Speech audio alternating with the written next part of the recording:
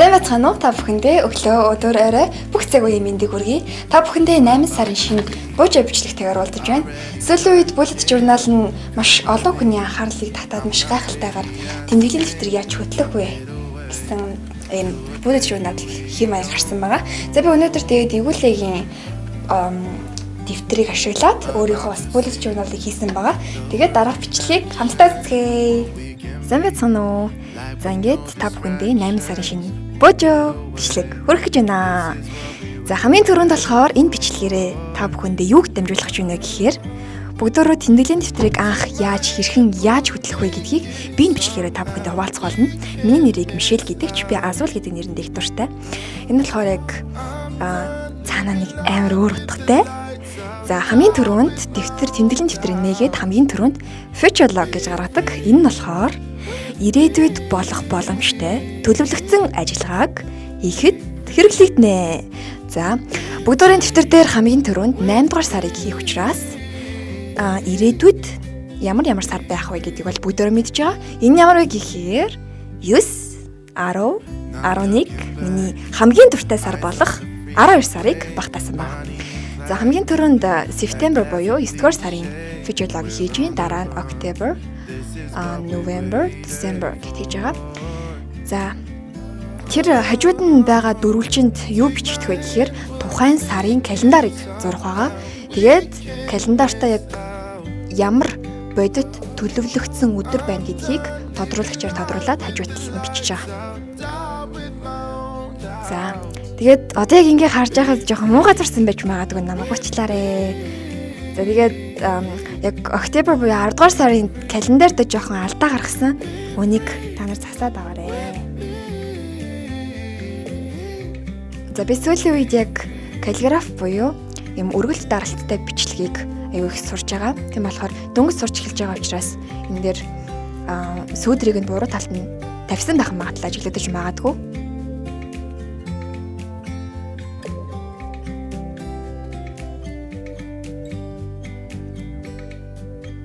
Хэрвээ та тэмдэглэлийн дэвтэр хөтлөх гэж байгаа бол future log бол айгүй хөөрхөн гарах хэрэгтэй. Тэгээд бүх хүн яг миний хийсэн аргаар хийх гэдэг ямар ч шаардлага байхгүй.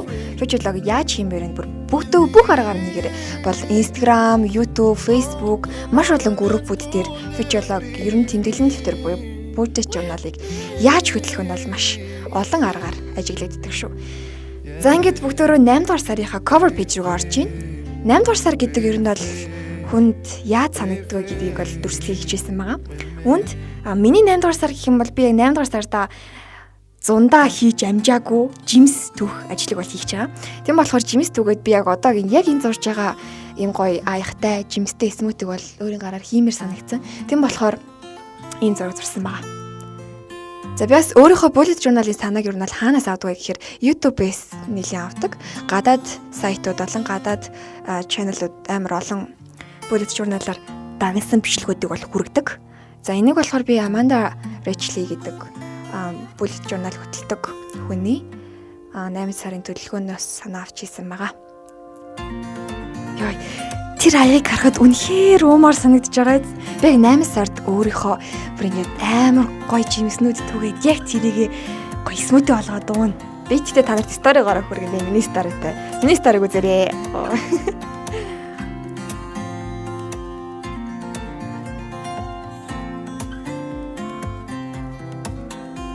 Гэтэ би та нарт яг дараа сарынхаа төлөвлөгөө хийх 9 сараа яаж хийхээ амар гоё төсөөлж бодож үзье л да. 9 сараа би хийхдээ амар гоё хичээлийнхаар хийх байхаа. 9 сарын нэгэд хичээл ордог. Тэгэхээр гоё хичээлтэй. Гэтэл хичээл орно гэж бодохоор л ямар 100 аягүй хурдан дуусчлаа шүү ер нь. За ингээд август гих 8 сарынхаа cover page-ийг хийж байна. Гэтэ нэг август гэдгийн хэсгэн дээр нь сүүдрийг нь буруу талд нь тавьсан байна. Моц. За би кивинд аягүй дуртай.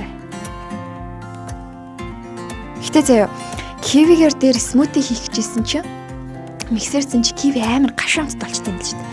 Тэгэхээр кивин дээр ус хийгээд тэгээ дараа нисэн чихэр хийгээд миксердээд тэгээ дуулаагаар гоё амттай болох юм шиг санагдсан шүү.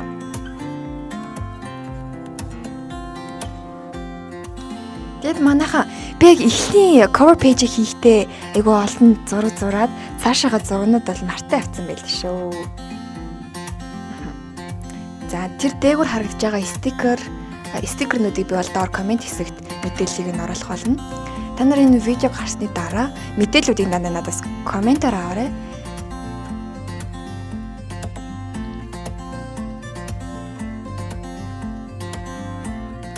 Тэгвэл bullet journal-ыг энэ сард бол маш өнгөлөг хийх гэж бодож байгаа. Дараа сарда бүгдөө минимал загвартай bullet journal-аар уулзах болно. Тэр одоо юу ч зураад байгаа. Их сандарчтэй хөрх юм ин. За дараагийн хуудсанд нь Montilog гэдэг. Montilog гэдэг нь болохоор сарын төлөвлөгөөг хэлж байгаа. Тухайн сарын календарыг яаж харагдах нь яг зураад нэгдгээс бүтэн сая хүртэлх бүх өдрүүдийг зураад тэрэн дээр төлөвлөгөөгөө гаргах маягтай хийдэг байгаа.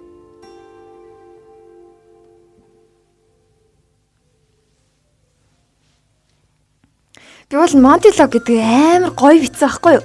Тэгсэн чинь яг миний гар дээр фокуслаад яг тэр үгэн дээр нь фокуслаг байлээ. Айгуу болоо.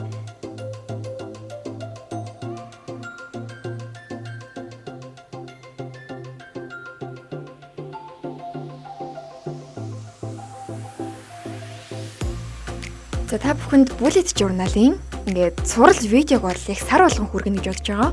Тэр нь болохоор сарда 2 удаа би bullet journal-ийн видео хий заяа. Хоёр бүгдээр тэгж тохирё. Тэгээд эхний бичлэгээрээ та бүхэн яг сар болгоныхоо төлөвлөгөөний дэвтрийг бол хүргэн. Энэ сар 8 сарыг хийж байгаа бол дараа сар 9 сартаа уулзна гэсэн.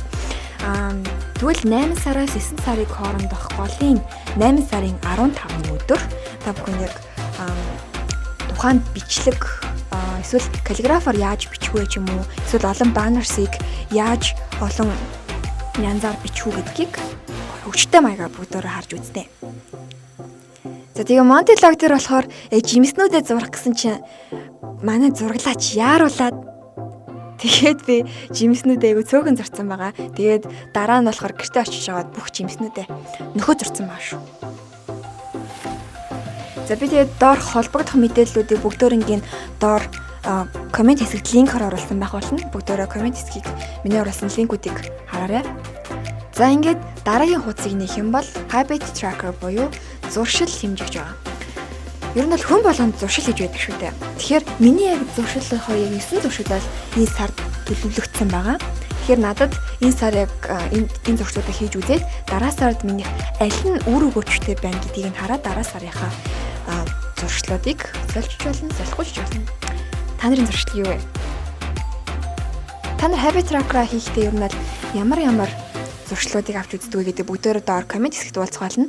Бас манай Facebook page байгаа, Facebook группуд байгаа. Тэр нь болохоор юу гэхээр тэмдэглэлийн дэвтэрт дурлагсад bullet journal хөтлөгчд гэд гоё Facebook группуд байгаа. Тэр лөө join гэрээ.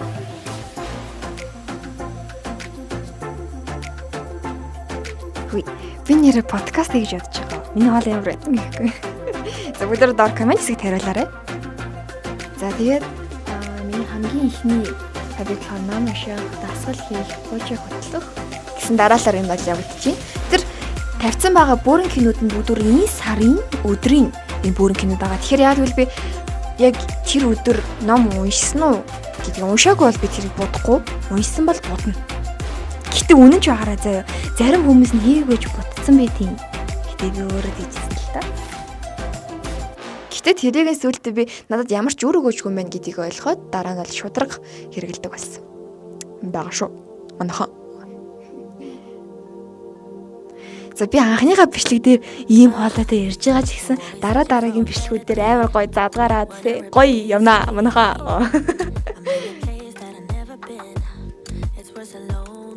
Дараагийн яг хуудас дээр болохоор sleep tracker гэж байгаа. Sleep tracker нь болохоор яг унтлагын цаг хэмждэг. Би болохоор амар тийм сонин унтлагын зарчимтай юм шиг санагдаад байна. Ямар ч тийм тодорхой цаг байхгүй. Тэгэхээр энэ бол миний хувьд айгүй хэрэгтэй tracker юм шиг санагдсан. Тэгээд би бол өдөрт бол 8 цаг унтах хэрэгтэй гэсэн байдаг. Тэгсэн чинь би сүүлийн үед арай 2 моёр гэж унтаад өглөө болоо эсвэл 8 гэж үзээд байгаа байхгүй. Тэгэхээр би яг хамгийн ихнийхээ өдөр болоогүйсэн ч гэсэндээ би заавал 8 цаг унтах хэрэгтэй гэд 8 цаг бичсэн байна. За дараагийнх нь болохоор budget tracker. За budget гэдэг нь болохоор одоо нөгөө санхүү хэмждэг. Би өөрөө яг бодит чин дээр ярих юм бол яг би ээж аваасаа ингээд авдаг мөнгөө тооцоолоод үздэг ахгүй хайда. Тэгсэн чинь ингээд дараа нь яг юунд үргэлжсэн мэдэхгүй. Тэгээд нүгнүү дутчихдээ штэ айгуу сайн. Яг тэрийг хэмжих зорилготойгоор тэрээ яг ингээд харах зорилготойгоор budget tracker-ыг хийж үзсэн. Тэгээд тэр болохоор how you doing гэж яг заримдаа болохоор санхүүгийн асуудал дээр айгуу балаа болчтой тий. Өө би амар хэрэггүй юмд мөнгө орчичтэй гээл тий. За тэгэхээр budget tracker-ыг болохоор би юу авсан, хідээр авсан, хизээ авсан гэсэн зарчмаар хөтлж явуулгаар болсон байна. За дараагийнх нь болохоор mood tracker. Mood tracker. Mood tracker нь болохоор яг тухайн өдрийн сэтгэл зүйн байдлыг илтгэж байгаа. Тэгэхээр би тухайн өдрийн сэтгэл зүйн байдлыг 5 зарчмаар л үнэлсэн. Энэ болохоор жаргалтай, үнэхээр амар аз жаргалтай эсвэл амар үр бүтээлтэй өнгөрөөсөн өдөр. Тэрийг гоё ягаан өнгөр гэсэн байна. Дараагийн цэнхэр өнгөр нь болохоор зүгээр гоё айгүй гоё өдөр өнгөрсөн. Гэхдээ нэг үр бүтээлтэй ч биш, нэг аз жаргалтай биш. Үнээр айгүй гоё өдөр өнгөрсөн хэлдэг нь. Ногоон өнгөөр санаж яах вэ л өдрийг хэлхэн заяа. Тэгээд улбар шар өнгөөр болохоор жоохон муухай өдрийг. Тэр улаан өнгө бол өстө нэр бүрстө бүтэхгүй ч ас өдөр нь юм аашаа тийм өдрийг хэлбэж байгаа. За хажууд нь болохоор видео плейс гаргасан байгаа. Угаасаа би та бүхэнд YOLO зэгмээ сайтаар дамжуулаад олон видео хүргэх төлөвлөгөөтэй байгаа учраас тэдний төлөвлөгөөг хийхэд шаардлагатай зүйлсийг бичсэн байна. Би нэрээ та бүхэнийг сюрприз хэлэх үү? Бүр амар гоё сюрпризтэй болж энэ 7 хоногт гоё. Тэр нэг манай YouTube хуудсыг дарахад хажуудлын subscribe гэсэн тавшийг дарахад үнгүй тэмдэггүй. Үнгүй. За манай YouTube хуудсыг subscribe хийгээрэй. Нүүшүү үнгүй. Subscribe дарахад үнгүй. Заримдаа YOLO зэгмээ сайтын Facebook page дээр ороогүй видеонууд манай YouTube хуудсан дээр орж ирдэг шүү. Тэгээд хамгийн сүүлийн хуудсанд болохоор 7 хоногийн төлөвлөгөө гэж байгаа. Ганцхан сарын төлөвлөгөө хийхээс бусдаар 7 хоног бүрийнхаа өдөр өдрийг төлөвлөө явуучих юм бол шамд хамаагүй үр өгөөчтэй. Ялангуяа цаасан дээр буучсан нүдэнд ил харагдаад байгаа зүйлс бэлэг магадлал 80% өндөртэйдэг гинэ. Тэгээд тухайн 80% итгэл үр бүтээл тэдрэг болохоор яг өөрийнхөө дэвтэр дээр буулгах юм бол би нэрээ энийг хийх хэрэгтэй юм байна гэж шууд бодоод тэрийг хийдэг байгаа. Тэгэхээр тэрнийхээ хийснийхаа дараагаар хийснээ зөвлөхөд бүрстэй амар урамтай байдаг штэ. Ингээд за би энийг хийсэн шүү өнөдөр. Тэгээд яг зөвлөхөд бүр ингээд амар урамтай байдаг болохоор 7 хоногийнхоо төлөвлөгөө болгоныг гаргаж байгаа. За ингээд дараагийн бичлэгүүдээр та бүхэнтэйгээ маш олон зүйлстэйгээр уулзгаална. Энэ сард би та бүхэнд өнгөлөг буужийг хүргэсэн бол дараа сард минимал буужийг хүргэнэ. За ингээд өнөөдөр 7 хоногийнхоо төлөвлөгөөг оруулахдаа яг тэр доор нь яг хөрхөн палмастраар өнгөлөе гэж батсан нь мартцсан байлээ. За гэхдээ би 9 сарынхаа буужа бичлэг хийхдээ 8 сарынхаа яг энэ төлөвсөн дэвтрийг яг ямар хөтлсөн нь харуулах болно.